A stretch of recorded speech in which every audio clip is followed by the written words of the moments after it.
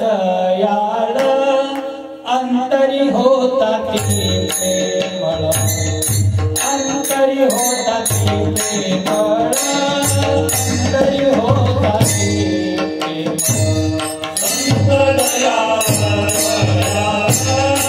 अंतरी होता ती प्रेमळ, अंतरी होता ती प्रेमळ, अंतरी होता ती प्रेमळ।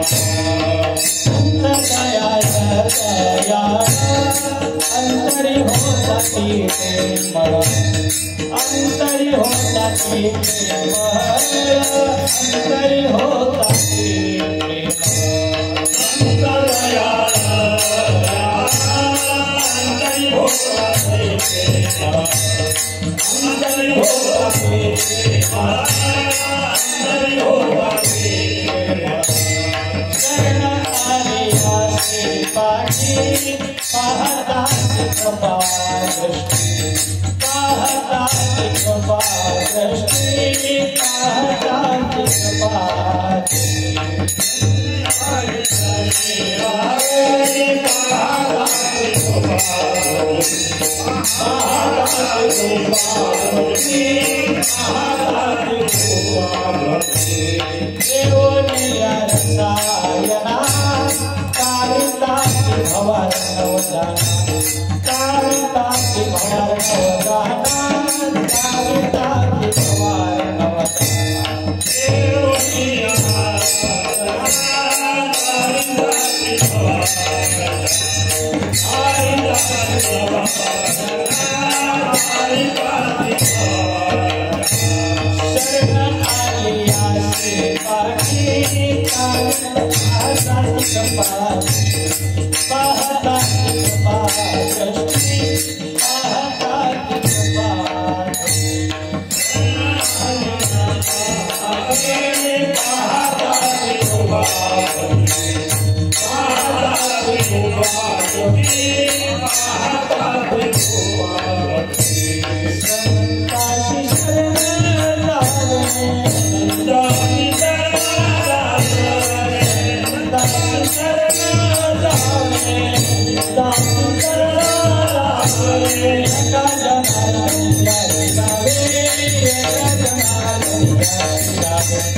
एका जनाला गावे, एका जनाला गावे, एका जनाला गावे, एका जनाला गावे, एका शरण आलिया से पाठी, आलिया से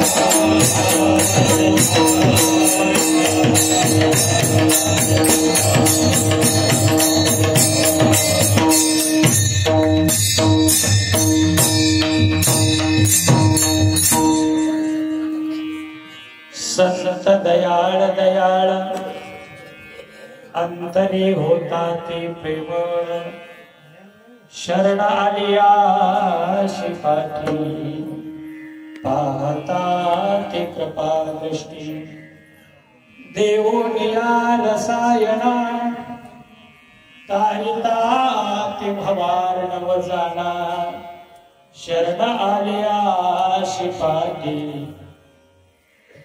पाहता ती कृपा दृष्टी शरण आलिया शिपाठी पाहता ती कृपा दृष्टी प्रथम नमन करून नाथा वा शंकराचे सुता चरणावरी ठेवून माता साष्टांगाता दंडवत दुसरी बंधू सारदाची चतुराणाची आत्मजा वाकशिती पाविजे सहजा तिच्या चरण रोजा आता वर्ण देव ब्राह्मण ज्यांचे पुण्य पावन प्रसन्न होणी श्रोते जनतया माझे नमः आता वंदो साधू सज्जन नित्य हृदय हरीचे ध्यान विठ्ठल नाम उच्चारिती जनतया माझे नमः आता रंग भूमिका कीर्तनी उभी होती लोका टाळ मृदंग श्रोते देखा दया माझे नमः ऐसे नमन करोनी सकळा हरि कथा बोले वो बळिया बोला अज्ञानी म्हणून अपुया बळ सादरी सकळा विवेकाने जाणे सुगठित समाजा टिकविले महासिद्धांताचे धीर रसिक करिले लसित रसे तरतरिला श्री भागवत तया ज्ञानेशाती विबुधमती नमन्ते ओम नमो ज्ञानेश्वरा ओम नमो ज्ञानेश्वरा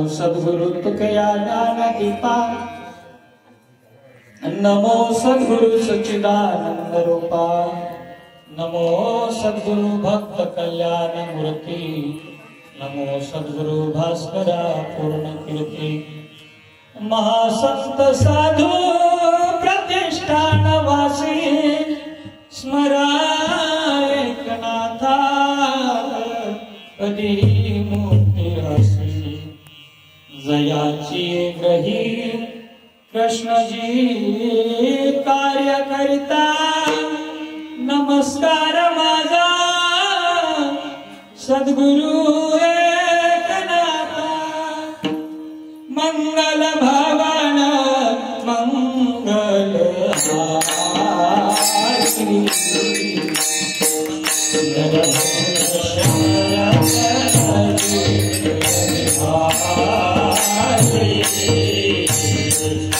जय हनुमान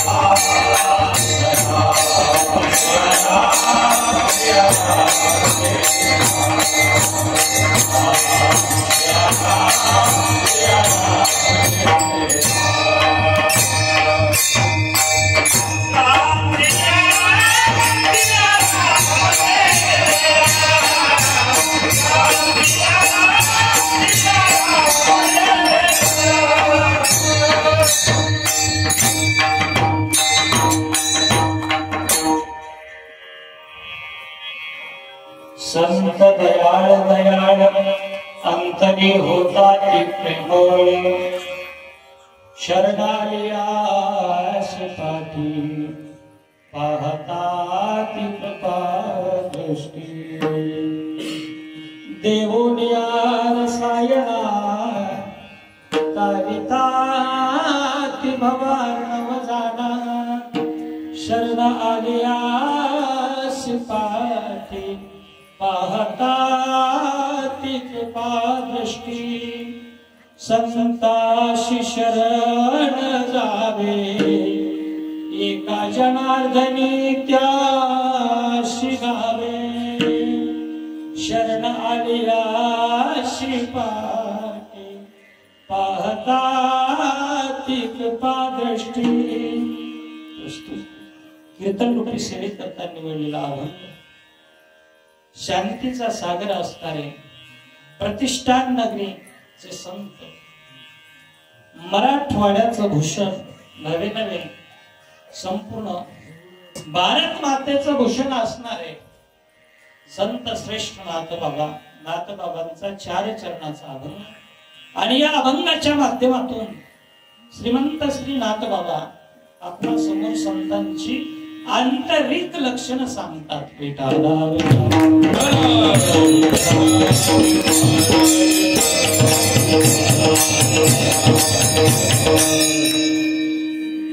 संत नाथबाबा संतांची लक्षणे सांगत असताना काय सांगत आहेत? संत दयाळ दयाळ अंतरी होता. संत कसे आहेत तर ते दयाळू आहेत. दया नावाचा जो गुण आहे तो संतांच्या अंतरंगाच्या ठिकाणी आहे. आणि नव्हे नव्हे संतांच्या अंतरंगामध्ये दुसरी एक गोष्ट आहे ती म्हणजे प्रेम. जगामध्ये जो तुटवडा ज्या गोष्टीचा आहे प्रेमाचा, ते प्रेम भगवंताविषयी संतांच्या अंतःकरणामध्ये आहेच. तसंच संतांच्या जनतेच्या विषयी सुद्धा प्रेम आहे. संत दयाळ दयाळ अंतरी होता ती प्रेम. मग या संताला जर आपण शरण गेलं तर काय करत असतात संत? संतांना शरण गेल्याच्या नंतर संत त्याला आपल्या पाठीमागे ठेवताय. का? शरण आल्याशी पाठी पाहता ती कृपा दृष्टी. जो कोणी संताला शरण जाईल त्याला पाठीमाग घालून समोर आपल्या शरीराची ढाल करतात. हे करण्याचं काम संत करत असतात. तृतीय चरणामध्ये नाथबाबांनी सांगितलं काय म्हणतात? देवनिया रसायना तारिता ती भवार नव जाणा. संत हे रामरूपी रस जगा करता देत असतात आणि तो रस देऊन या मायारूपी संसारातून जन्म मृत्यू रूपी संसारामधून तारून नेण्याचं काम संत करत असतात. पण देतात काय? रामरस देतात, बस दुसरं काही देत नाही. शेवटच्या चरणामध्ये सांगितलं संताशी शरण जावे एका जनार्दनी त्याशी जावे. ज्या संताला शरण गेल्याच्या नंतर संत जर जीवाचा उद्धार करण्यासाठी जीवाच्या समोर उभा राहत असतील, त्याचा सांभाळ करत असतील, ही ताकद ज्या संतांमध्ये आहे, निश्चितच त्या संतांना तुम्ही शरण जा. आणि शरण गेल्याच्या नंतर सतत त्या संतांचं गुण कीर्ती तुम्ही गात राहा. एवढं नाथबाबांनी अभंगात सांगितलं. विठाला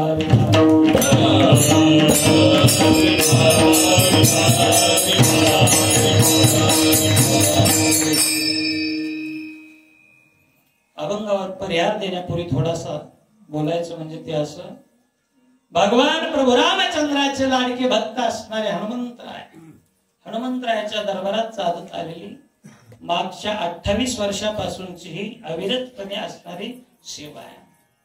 गावाचा जर विचार केला तर धन्य ग्राम आहे. मी ज्या वेळेला इकडच्या परिसरात होतो त्यावेळेला 14 सप्ते चालू होते. आता किती वाढले ते माहित नाही. 14 निश्चितच चालू आहे, पण त्याच्यामध्ये काही वाढ झाली असेल. एक सप्ताह 8 दिवसाचं म्हणलं तर 14 सप्त्याचे किती झाले? 112 दिवस नामचिंतनामध्ये अखंड तुमचे जातात. आणि काही वाढले असतील तर त्याच्यामध्ये सुद्धा भर आहे. ग्रामाचा विचार केल्याच्या नंतर पवित्र जलसरिता त्या नदीच्या काठावर आपलं वसलेलं गाव आहे. काळ सारावा चिंतणे एकांत वाशी गंगा स्नाने देवाच्या पूजने प्रदक्षिणा तुळशीच्या. आपल्या जीवनातला जो काळ आहे माणसाला व्यतीत करावा, पण कुठे व्यतीत करावं?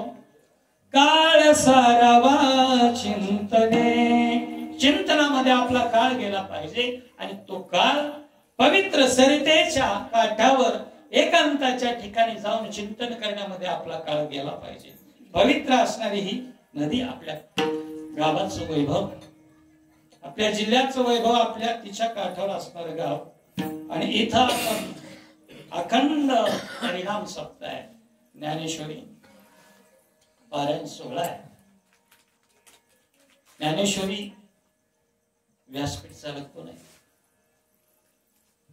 महाराज. नमो ज्ञानेश्वरा निष्कलंका, जयाची वाचिता गीतेची टीका, ज्ञान होय लोका अति भाविका ग्रंथारतिया. माझ्या ज्ञानोबरायांची पवित्र ज्ञानेश्वरी वाचल्याच्या नंतर काय होतं? मूढ लोकांना सुद्धा ज्ञान प्राप्त होतं. ही ताकद ज्या ज्ञानेश्वरीचं आणि त्या ज्ञानेश्वरीचं पारायण चालू आहे. त्यानंतर दुपारच्या वेळेमध्ये प्रभू रामचंद्राचं चरित्र आहे. जेने सांकळलिया धर्माचे निकैवारे, आपण पया धनुष्य करो दुसरे, विजय लक्ष्मी मोहरे केले त्रेती, पाठी उभे राहो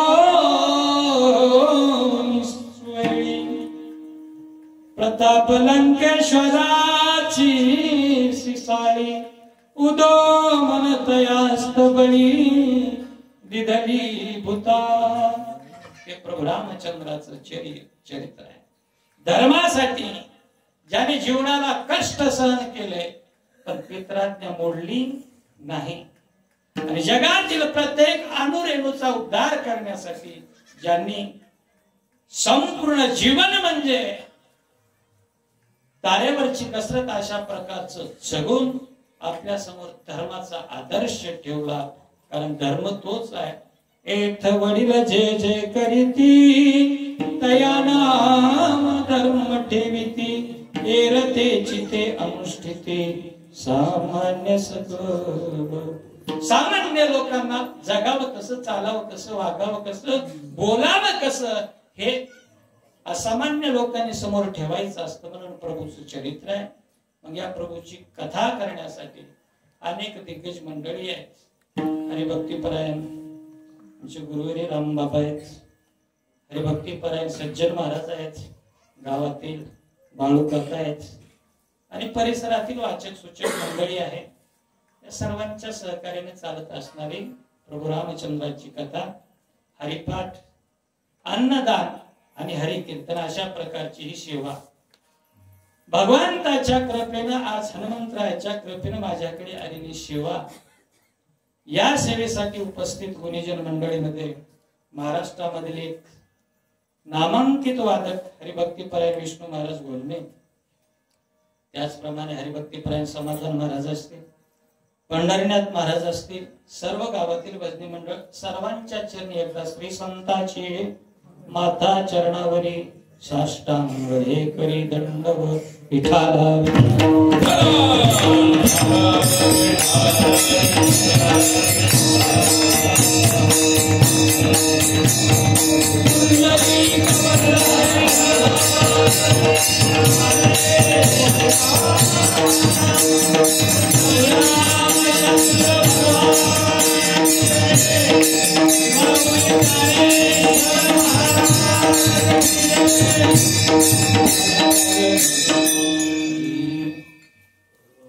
संत दयाळ दयाळ अंतरी होता ते प्रेमळ. सर्वांच्या आशीर्वादाने सेवेचा योग आहे. या सेवेकरता सुंदर अशी सुंदर सिस्टीम, माईक सिस्टीम देणारे, आवाज देणारे, आपल्या परिसरातील कितीही मोठा कार्यक्रम असू द्या, या परिसरात रामभाऊची साऊंड सिस्टीम नसली की कार्यक्रमाचा सुंदर अशा प्रकारचा आवाज देणारे रामभाऊ पतंगे, आणि या कार्यक्रमाचं शूटिंग करणारे हरिभक्तीपरायण सज्जन महाराज. संपूर्ण महाराष्ट्र नाही, जगभर ज्यांनी या युट्यूबच्या माध्यमामधून वेड्यावाकड्या महाराजांचे सुद्धा कार्यक्रम जगभर पोहोचवले, त्यांच्यासाठी टाळ्या होऊ द्या. विठाला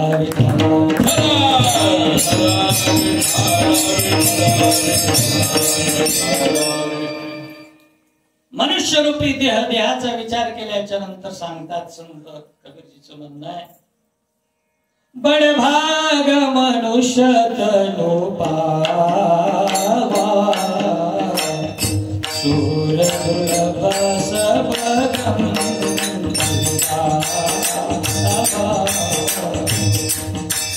बडभाग मनुष्य तनु पावा बडभाग मनुष्य तनु पावा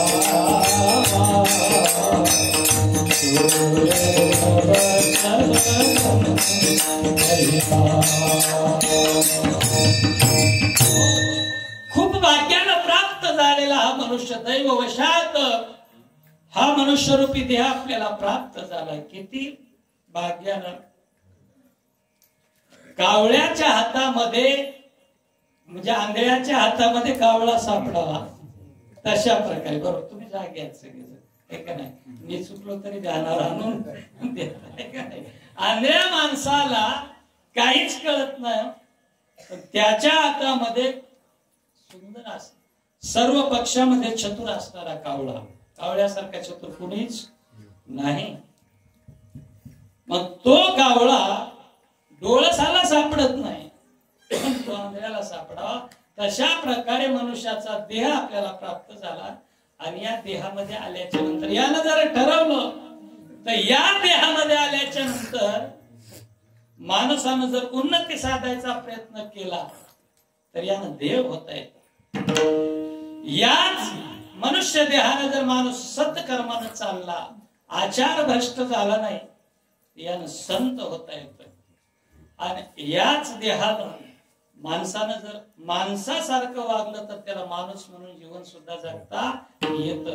पण हाच माणूस जर वाईट मार्गाने वागायला लागला, ज्ञानोबारायांचं म्हणणं आहे, आगाऊ जुवाटा चालावे तरी पायची शिनवावे, आडला धावावे तरी तेची. यानं जर सरळ मार्गाने चालत गेलं तर कसलाच त्रास होणार नाही. पण आडवाटेनं जर अवांटानं धावायला लागला तर या शरीराला त्रास देऊ शकतो. म्हणून जर आडमार्ग धरला मनुष्यानं तर त्याची अवनती होते ना, अवनती चांगली नाही. जीवनात उन्नती करता आली पाहिजे. आता बघा ना, महाराष्ट्रातच कसं झालं, मुख्यमंत्र्याची खुर्ची सोडून उपमुख्यमंत्र्याच्या खुर्चीवर बसावं लागलं. चांगला माणूस, पण सत्य पुढे शहाणपण चालत नाही. सगळ्यांना मतदान केलं, कारण 1,500 भेटत नाही लाडक्या बहिणीने. पण त्यांचा भाऊ मुख्यमंत्र्याच्या खुर्चीवरून उपमुख्यमंत्र्याच्या खुर्चीवर आला. काय झाली? अवनती. तसं माणसाच्या जीवनामध्ये उन्नती व्हावी, पण अवनती होऊ नये. मग माणूस अवनतीला जाऊ नये, उन्नत झाला पाहिजे. प्रयत्न केल्याच्या नंतर संतत्व त्या ठिकाणी प्राप्त होतं. संतत्व फार अवघड आहे. संतत्व किती अवघड आहे. कुठल्याही दुकानामध्ये जा, संतत्व भेटत नाही. कुठलाही बाजार असू द्या, तुमचा प्रसिद्ध जालन्याचा बाजार असू द्या, वजरच्या बाजारात तर भेटतच नाही. पण मुंबईच्या बाजारात जरी गेला तरी संतपण मिळत नाही. संतपण मिळत नाही, कुठंच मिळणार नाही. संतपण बाजारामध्ये मिळत नाही, दऱ्याखोऱ्यात कुठेही जाती मिळत नाही. त्यासाठी अगोदर काय करावं लागतो? देह कष्टावं लागतो. त्यावेळेला संतत्वाची प्राप्ती आहे. विठाला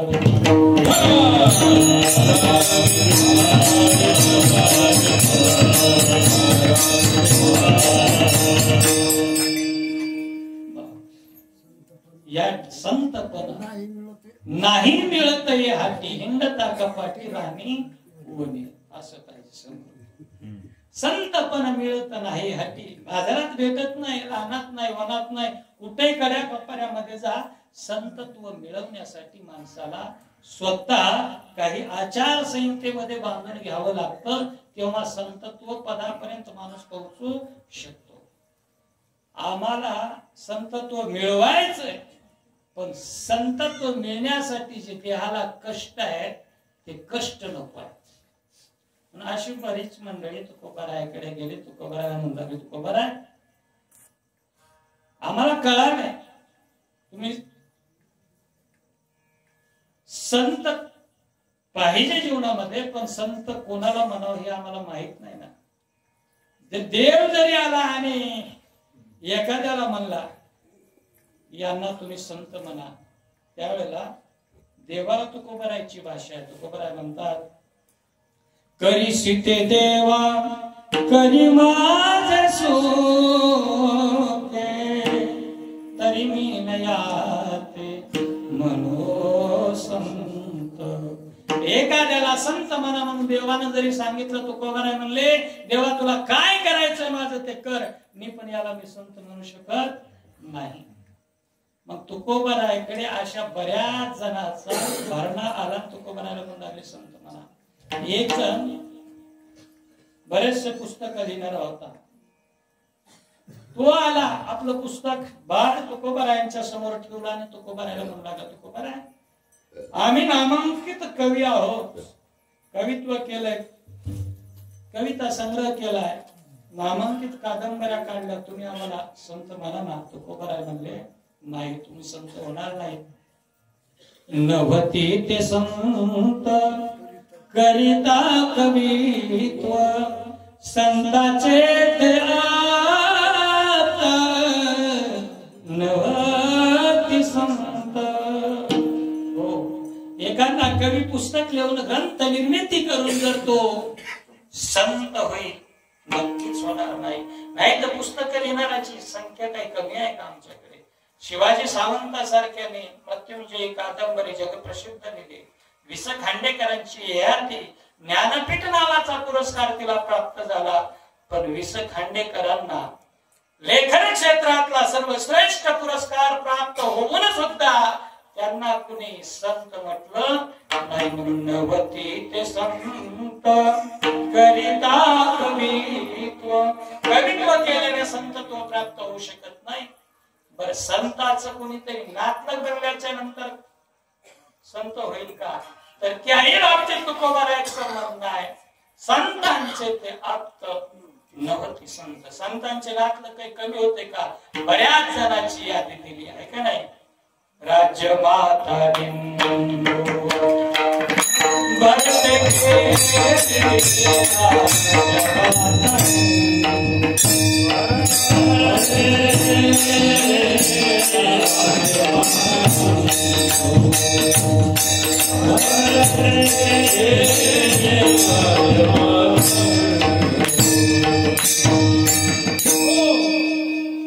प्रहलादे जनक विभीषण बंगो, राजमाता लो भरत थे. प्रल्हादासारखा पुत्र ज्याच्या उदराला आला तो हिरण्यकश्यप. या हिरण्यकश्यप नात्यानं जरी बाप असला प्रल्हादाचा, तर तो संत होऊ शकला नाही. जिच्या उदरामधून मातेसारखं पवित्र कुस आणि त्या कैकेयी मातेच्या उदरामध्ये भरतजी जन्माला आले. किती भरताचं संतत्व श्रेष्ठ आहे. ज्या वेळेला चित्रकूट पर्वताच्या ठिकाणी भेट झाली दोघा भावांची, त्यावेळेला दोघांतला वाद आहे. प्रभू रामचंद्र म्हणतात, लक्ष्मणा काही होईल पण मी परत पित्राज्ञा मोडून परत अयोध्येच्या ठिकाणी येणार नाही. प्रभूचे शब्द आहेत. काय म्हणतात प्रभू? पश्चिमे उगवो दिनकर, एक होत सप्तसागर, रुद्राते गुळ उन्नीर, तरी राज तरा. एक वेळा पश्चिम दिशेला सूर्य उगवेल, पूर्वेचा पश्चिमेला उगवेल, पण मी राजाची जी आज्ञा आहे ती मोडणार नाही. एक वेळेला आकाशाची मोठ छोटस लेकरू बांधले तेही घडू शकेल. एक वेळेला माशीच्या पंख फडफडण्यामुळे आकाश उडून जाईल. पण हा प्रभू रामचंद्र वनवासामध्ये टाकलेला जो पाऊल आहे तो परत घेणार नाही. मी माझ्या व्रताला त्या ठिकाणी बाधा आणणार नाही. लक्ष्मणा तूच जा, तूच परत जा आणि राजगादीवर बस. नाही नाही लक्ष्मणा, तुला असं वाटत असेल, भरता तुला असं वाटत असेल की प्रभू रामचंद्राने अयोध्येमध्ये यावं आणि मला राजगादीवर बसावं, त्यांच्या हाताने राज्याभिषेक व्हावा, ही जर इच्छा असेल तर मी तर व्रत बंदस्त आहे. मी सोय करतो, तुमचा गादीवर बस. त्यावेळेला टपा पाणी डोळ्यामधून गळायला लागलं आणि सांगितलं माझ्या गरजीनं. गरजी म्हणजे दादा, राजधानीकडे मी कशा प्रकारे पाहतो. श्रीरामाची राजधानी ते तो माझी सखी जननी, ते भोगिता अभिषिंचनी मात्र गमनी निजालो. दादा, तुमची जी राजधानी आहे ना, मला आई सख्य आहे आणि त्या राजगादीवर जाऊन बसणं म्हणजे मात्र गमनाचं पातक मला लागेल. मी त्या राजगादीला शिवणार देखील नाही. त्यावेळेला तो पवित्र पुत्र ज्या कैकेयी मातेच्या कुशीतून जन्मला, पण त्या कैकेयीचा सुद्धा त्याग भरतजीनं केला. म्हणजे कैकेयी आई असून सुद्धा, आप्त असून सुद्धा संत बनली नाही. संताचे ते आप्त नवती संत. तर चला पुढं तुकोबराय म्हणतात. तुकोबरायाकडे दुसरा एक व्यक्ती आला. कोण? हातामध्ये कतू घेतला वाळलेला भोपळा घेऊन आला आणि तो म्हणू लागला, आम्ही सर्व भांड्यांचा त्याग केलेला आहे, आम्ही फक्त हातात भोपळा धरलाय, तुम्ही आम्हाला संत म्हणा. नवती ते संत दरिता भोपळा करिता वाकडा प्रावरणा. हो, आम्ही हातामध्ये पाणी पिण्यासाठी, जेवणासाठी एक पात्री बनलेलो आहोत, एकच भोपळ्याचा वापर करतोय, दुसरं भांड सुद्धा आमच्या घरामध्ये नाही, तुम्ही आम्हाला संत म्हणा ना. अरे भोपळा धरला म्हणजे संत थोडाच होऊ शकतो? नाही नाही, अंगावर गोधडं पांघरलेत आम्ही, तुम्ही आम्हाला संत म्हणा. गोधडं पांघरल्यानं आणि वाकळा घेतल्यानं सुद्धा संत होऊ शकत नाही. मग एक जर म्हणला, महाराज 1.5 किलोच्या माळा गळ्यामध्ये आहेत आमच्या, आम्हाला संत म्हणा ना. माळा घातल्यानं संत होऊ शकतो का? नाही. नवती ते संत माळा मुद्राची भूषणे भस्म उधळणे नवती संत. माळ किती मोठी घातली याच्यावर संतत्व ठरत नाही. कारण माळा घालून सुद्धा फसवणारे बरेच आहेत की. माला जपत काष्टकी बीच में डारे सो, माला जपत काष्टकी.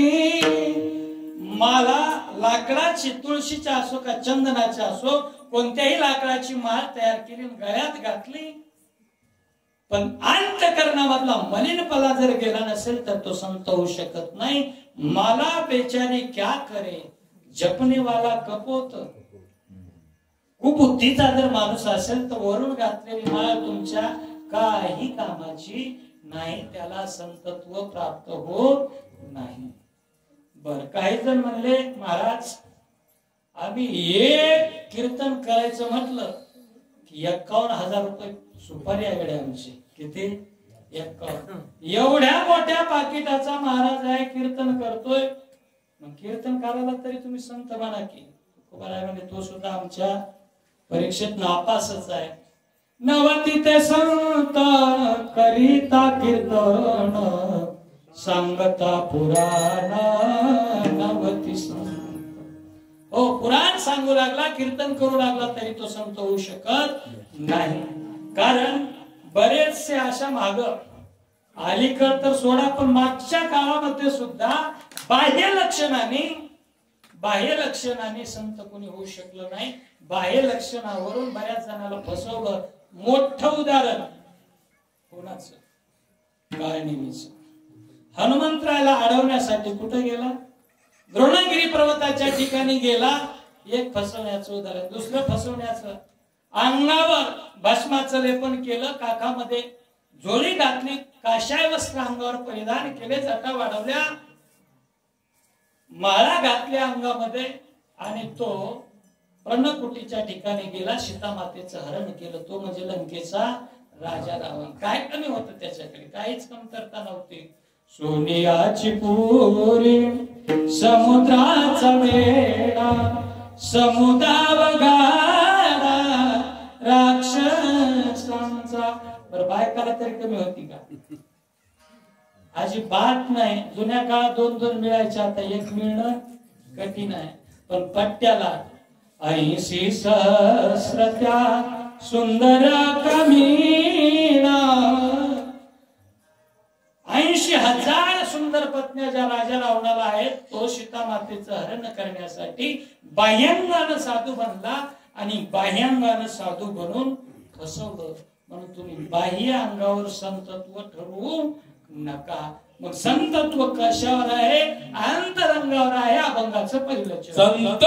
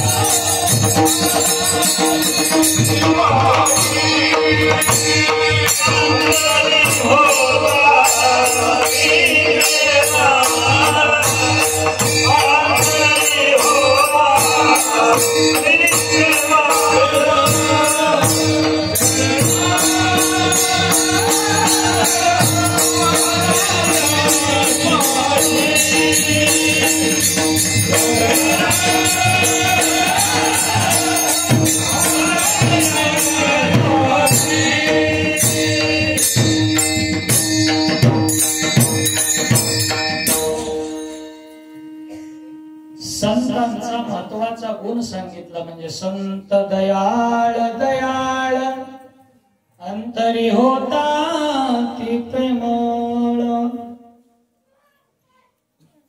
प्रेम अंतकरणाचा भाव आहे आणि अंतकरणातली गोष्ट कधीही आवरून धरायचा प्रयत्न जरी केला तरी आवरल्या जात नाही. अंतकरणातलं बाहेर पडतच असतं. अंतरीचे धावे शोभाये बाहेरी आवरिता परी नावरे. आवरण्याचा जरी प्रयत्न केला तरी आवरल्या जात नाही.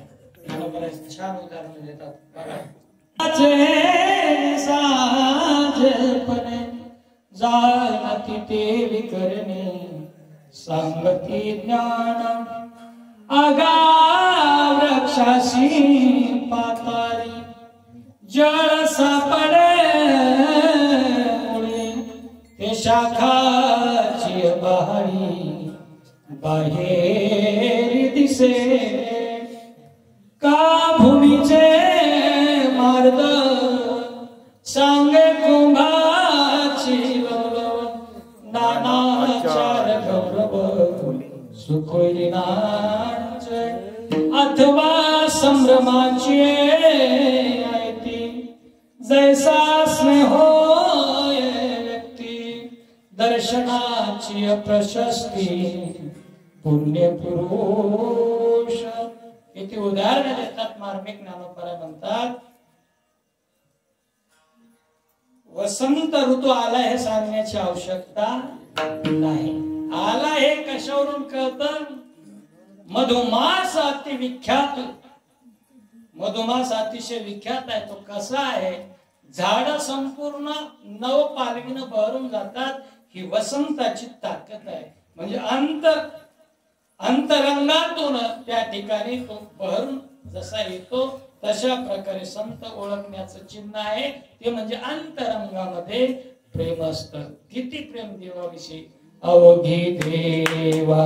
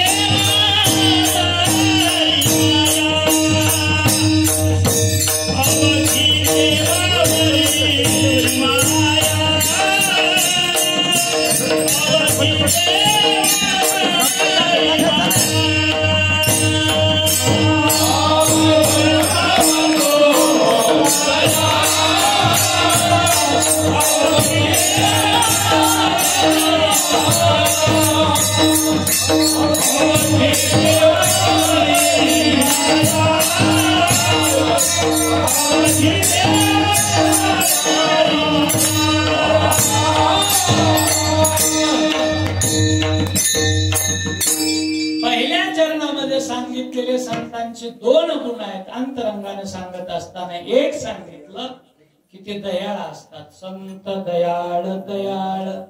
कशी दया असते अंतकरणात? चिखली रुतली गाय धड भाकडला होय तियेचे निग्लाने होय काला भुला किंवा आता दया तैसी पूर्ण चंद्रिका जैसी निबलता कडसी साने थोर तैसे दुःखिताचे शिंगणे हिरता सकला वपने उत्तमागमनेने विवंचुगा पै जगी जीवनासारिखे वस्तू अंगवरी उपके परिजात जीवित राखे त्रणाची तैसे पुढीलाचे नितापे कळवले कृपे सर्वस्व दिदलिया आपण पे थोडे चिगणे निम्न भरलिया पाणी डळचिने सांता दोषो निराने तैशा पुरी किंवा पायी काटणे हटे ते व्यथा जीवन मोठे तैसा पोळे संकटे पुढीलांचे कापाव शीतळता लाहे किती डोळ्याची लागी होय तैसा परसुखे जाय सुखाव तुझो. अशा प्रकारच्या अंतकरणात दया असते. नाही तो मूर्तिमंत दयेचं उदाहरण असतं. म्हणून संत दयाळ दयाळ. संत हे दयाळ आहेत. कशी दया आहे? उदाहरणाने सांगतो. विठाला विठाला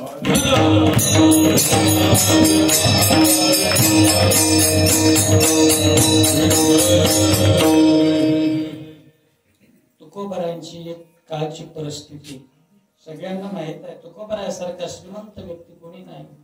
महाजनकी घरामध्ये, गावामध्ये एक नंबरला चालणार किराणा मालाचं दुकान. पण एक वेळ अशी आली, विठाला विठाला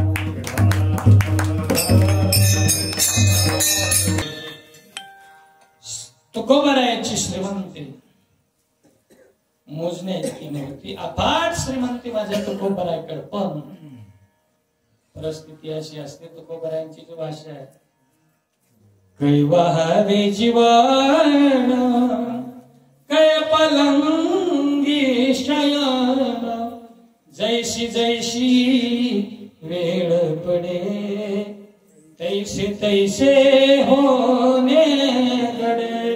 किंवा तुकोबराय म्हणतात, अशी परिस्थिती माणसाच्या जीवनामध्ये येत असते. मग तुकोबरायांचे दिवस बदलले. याच्या पाठीमागचं कारण तुकोबरायांना या संसारामध्ये रुचीच वाटना गेली. तुकोबराय मग ज्या वेळेला साधक अवस्थेमध्ये त्या दशेचं वर्णन करत असताना तुकोबराय म्हणतात की लोकांमध्ये आमच्यामधला जो फरक आहे तो कशा प्रकारचा फरक आहे. लोक त्यांच्या श्रीमंतीचं वैभव आणि तुकोबरायांचं वैभव जर तुलनात्मक केली, तुकोबराय म्हणतात, आम्ही भाग्याचे आम्हा तांबे भोवळ्याचे, लोका घरी गाई म्हशी आम्हा घरी उंदीर घुशी. बघा तुलना, तुकोबरायाच्या घरी काय म्हणतात, उंदर आणि घुशी आहे. लोकांच्या घरी गाई आणि म्हशी आहे. श्रीमंती आहे त्या काळाची. लोका घरी हाती घोडे आम्हा अधोडीचे जोडे. लोकांच्या घरी जर तुलनात्मक दृष्ट्या पाहिलं तर हत्ती आणि घोडेच, पण आमच्या घरी पायामध्ये वापरायला जोडे सुद्धा नाही. एवढी परिस्थिती आमची बिकट आहे, पण तरी देखील परमार्थिक आमची उंची फार मोठी आहे. किती उंची आहे. तुका म्हणे आम्ही सुडके आमध्ये कोणी काळ दाखे. आम्हाला जरी सुडकं लागलेलं असलं, आमच्या अंगावर वस्त्र जरी नीट नसले तरी काळ आम्हाला घाबरतोय, ही ताकद आमच्यामध्ये आहे. तुकोबरायाची ही परिस्थिती होती. दिवस खालावलेले होते आणि अशा वेळेला तुकोबरायांची मेहुणे जिजाबाईचे भाव आले आणि बहिणीला विचारपूस केल्याच्या नंतर बहिणीने सांगितलं, दादा, ज्या वैभवामध्ये तुझी बहीण नांदेड म्हणून या घराण्यामध्ये दिली होतीस, आता फक्त बाळा घर पोकळ वासा राहिलाय, काही नाही या घराण्यामध्ये, एक कर, काहीतरी मदत कर. त्यावेळेला व्यापारासाठी म्हणून दादाने 100 रुपये दिले. 100 रुपये घेऊन तुकोबरायाने व्यापार चालू केला. आणि व्यापार चालू केल्याच्या नंतर तुकोबराय व्यापारासाठी गेले. तुम्हाला सर्वांना ज्ञात आहे, तुकोबरायाने सुरुवातीला मिरच्यांचा व्यापार केला. मिरच्याच्या व्यापारामधून तुकोबरायाला पैसे प्राप्त झाले. पैसे प्राप्तच झाले नाहीत. काय झालं, तुकोबरायांच्या सगळ्या मिरच्या लोकांनी उधारीतच घेऊन गेले. उधारीत नेलेल्या त्या मिरच्या 1 रुपया परत आला नाही. जसे गेले तसे भजन करत रिकाम्या हाताने वापस आले. आवलीने विचारलं, धनी, पाहुण्यानं व्यापार करण्यासाठी दिलेले पैसे मला वाटतं 100चे 150 तरी झाले असते, पण 100चे 150 नाहीच, उलट बुदलामध्ये घाटा, व्यापारात तोटा तुकोबरायाला झाला. आवली रागावल्याच्या किती रागावली तरी मनावर जर घेणारा पती नसेल तर काही चालत नाही. ऐकणारच गिराईक नसल्याच्या नंतर काय चालतंय. बरेच जण म्हणतात माणसं बायाच्या मुठीत गेलीत, अजिबात जात नसतील. जातील का? खानदानी माणसं जात नाही. आणि खानदानी बाया हातामध्ये घेण्याचा प्रयत्न सुद्धा करत नाही. तुमच्याकडून सुद्धा बोलतो बरं. ज्या खानदानी बाया आहेत, आपल्या नवऱ्याची मान खाली जाईल असं कधीच वागत नाही. मग जिजाबाईंनी सांगितलं, जाऊ द्या, आता झालंय ते तुमचं विठ्ठल विठ्ठल रोजच चालू आहे. बघा लेकरा बाळाकडे काहीतरी, पुन्हा काहीतरी मी तजवीज करते, आता नव्यानं व्यापाराला लागा. तुकोबरायांनी पुन्हा व्यापाराला सुरुवात केली. 100 रुपयाचा माल घेतला आणि विकायला गेले. महाराज जून महिन्यामध्ये आताची 100 रुपये असते तर मिरची सुद्धा किलोभर येत नव्हती. आता सुका झाल्यात मिरच्या, आहे की नाही. घेतला माल तुकोबराने. जुन्या काळामध्ये तुकोबराय विकायला गेले आणि त्या व्यापारामधून तुकोबराला तब्बल 100 रुपयाचं 150 रुपये प्राप्त झाले. 50 रुपये नफा झाला आणि तुकोबराय खुशीत भजन करत आपल्या घराकडे परत येत होते. आणि असा सप्ताह चालू. एके ठिकाणी भजनाचे स्वर ऐकले. तुकोबराय मंदिरामध्ये थांबले, गाडी बैल बाजूला सोडलेले. तुकोबराय मंदिरामध्ये येतात, भजन करतात. तुकोबरायांनी आर्त स्वराने पांडुरंगाची आळवणी केली आणि सर्व जे श्रोते आहेत मंत्रमुग्ध झाले. तुकोबरायांनी भजन संपवलं. आता गाडी चुंपायची आणि गावाकडे निघून जाण्यासाठी पायरीच्या खाली तुकोबराय उतरणार. एवढ्यामध्ये एक व्यक्ती आला आणि रडत रडत तुकोबरायांचे पाय धरले. तुकोबरायांच्या त्या चरण कमलावर आपल्या नेत्र कमलामधून तो अश्रूने अभिषेक करत होता. तुकोबरायांनी हाताला धरला आणि उठवलं. म्हणलं, सांग उठ बाबा, का रडतोय? माझ्या पायापाशी रडून काय फायदा होणार आहे? जा देवाचे पाय धर. त्यावेळेस तो उठायलाच तयार नाही. आता उठणारच नाही तुकोबराय. जगूनच काय करायचंय? एकदा शेवटचं दर्शन घ्यावं म्हणून तुमच्या समोर आलोय. मला आशीर्वाद द्या, मी आत्महत्या करण्यासाठी जा. तुकोबराय म्हणतात, अरे आत्महत्या करण्यासारखं वाईट कर्म नाही, तू आत्महत्या करण्यासाठी का जातोय सांग मला. त्यावेळेस त्यानं सांगितलं, महाराज एका सावकाराकडून कर्ज घेतलं. कर्जाचे पैसे भरपूर माझ्यावर झाले आणि कर्ज घेत असताना माझी अख्खी जमीन त्याच्या नावावर गहाण ठेवली होती. त्यानं आता त्या जमिनीवर जप्ती आणलेली आहे. उद्या गावामध्ये दौंडी पिटून माझी जमीन हस्तगत करणार आहे. ह्या काळात दिवस बघण्यापेक्षा आता आत्महत्या केलेली बरी. काय वावगाय, राज्याच्या वेळेला मरून जातो, तोंड दाखवायची गरज नाही. तुकोबराय म्हणले, अरे मरू नको, जगून करायचंय काय? महाराज मरू नको हे म्हणताय तुम्ही, पण जगावं कसं सांगणार? अरे सोपं आहे, मी आहे ना. हो, तुम्ही काय करणार? 150 रुपयाचं कर्ज माझ्यावर आहे, 150 रुपये दिले तरच माझी जमीन वाचणार आहे. तुकोबराय म्हणले, अरे 150 रुपयासाठी तू जीव द्यायला चाललास, आत्महत्या करायला निघालास?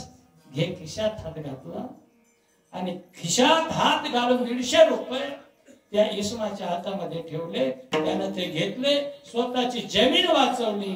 जसे तुकोबराय व्यापाराला आले तसं रिकाम्या हाताने आता सुद्धा गेले.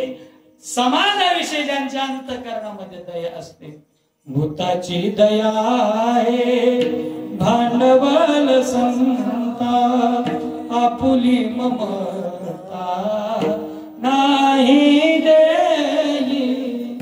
प्राण्यावर एवढं ममत्व असतं म्हणून संत दयाळ दयाळ अंतरी होता ती प्रेमळ. अंतरंगामध्ये ते प्रेमळ असतात. मग अशा संताला तुम्ही शरण जा. अभंगाच्या दुसऱ्या चरणात शरण आलिया.